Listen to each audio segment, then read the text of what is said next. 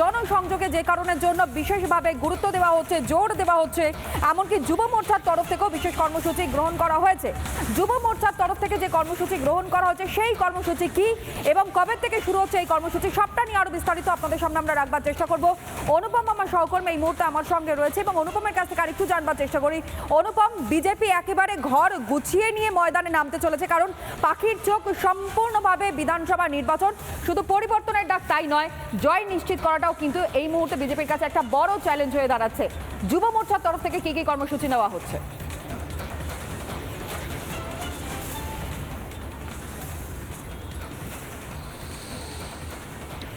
দেখো, 25শে ফেব্রুয়ারি যুব আড্ডা এই যে নতুন কর্মসূচি সেটা চালু করছে বিজেপি যুব মোর্চা উইংস। এবং তোমরা জানিয়ে রাখি যে প্রত্যেকটা বিধানসভা তো বটেই, মণ্ডল ধরে ধরে তারা এই যুব মোর্চাদের যুব আড্ডা এই কর্মসূচি নিচ্ছে। এখন যুব আড্ডাটা কি? বিজেপি নেতারা বলছেন যুব আড্ডাটা হচ্ছে ঠিক চা চক্রের মতন, যেখানে 14 থেকে 15 জন, খুব বেশি হলে 20 জন বিজেপি যুব মোর্চার কার্যকর্তারা থাকবেন। সেখানে একটা চা চক্রের মতন একটা পরিস্থিতি হবে এবং সেখানে এলাকার মানুষের কথা শোনা হবে, মানুষ কি বলছে, এবং যুব মোর্চার তরফেও মানুষের কাছে বার্তা দেওয়া হবে। তোমাকে জানিয়ে রাখি যে বিজেপি যুব মোর্চা এর আগে একাধিক কর্মসূচি নিয়েছিল এবং সেই সমস্ত কর্মসূচিতে বিজেপি যুব মোর্চার দাবি যে তারা মানুষের কাছে পৌঁছতে পেরেছে। এবার 25শে ফেব্রুয়ারি থেকে তারা ময়দানে নামছে। বিজেপির একাধিক উইংস রয়েছে, মহিলা মোর্চা, যুব মোর্চা, বিজেপি রাজ্য নেতৃত্ব। তো যুব মোর্চারা তারা এই নতুন কর্মসূচি নিয়েছে। আর এই কর্মসূচি নেওয়ার পর এই খবর প্রকাশ্যে আসতে তৃণমূলের কটাক্ষ উড়ে আসছে।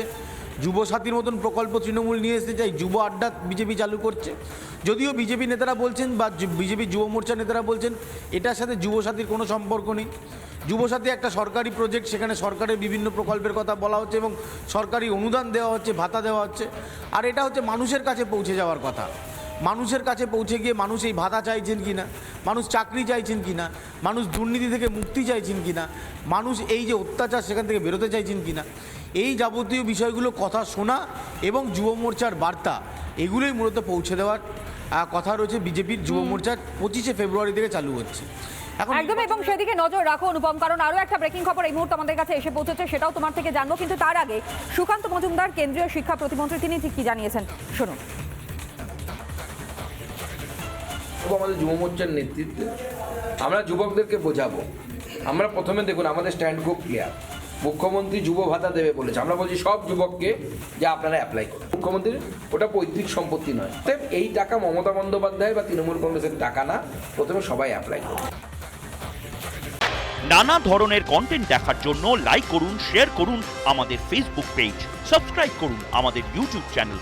পাশাপাশি অন্যান্য ব্রেকিং নিউজের জন্য অবশ্যই চোখ রাখুন রিপাবলিক বাংলায়।